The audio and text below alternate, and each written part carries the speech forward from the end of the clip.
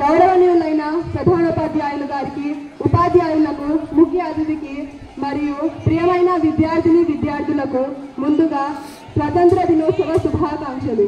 నేడు భారతదేశపు 79వ స్వాతంత్ర దినోత్సవం జరుపుకుంటున్న శుభదినం.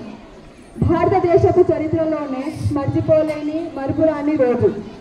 ఎంతో మంది మహానుభావులు స్వాతంత్ర సమరయోధుల పోరాటాల ఫలితం ఈరోజు మనం అనుభవిస్తున్న స్వాతంత్ర దినోత్సవం. బ్రిటిష్ వారి పాలనలో దాదాపు 2 దశాబ్దాల పాటు తీవ్ర పోరాటాలు,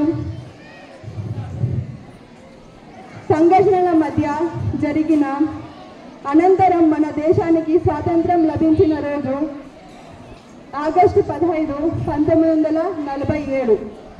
బ్రిటిష్ వారి పాలనలో ప్రజలకు విముక్తి చేయడం కోసం ఎంతోమంది కృషి చేశారు. వారిలో ముఖ్యంగా గాంధీజీ, జవహర్లాల్ నెహ్రూ, సుభాష్ చంద్రబోస్, భగత్ సింగ్, ఝాన్సీ లక్ష్మీబాయి మరియు అల్లూరి సీతారామరాజు మొదలైన వారు ఎంతోమంది ఉన్నారు. ఇలా ఎంతోమంది వారి కృషితో, బలిదానంతో సంపాదించిన స్వాతంత్రాన్ని మనం వృధా అవ్వనివ్వకూడదు. మన దేశపు ఉన్నతికి మన వంతు కృషి చేయాలి.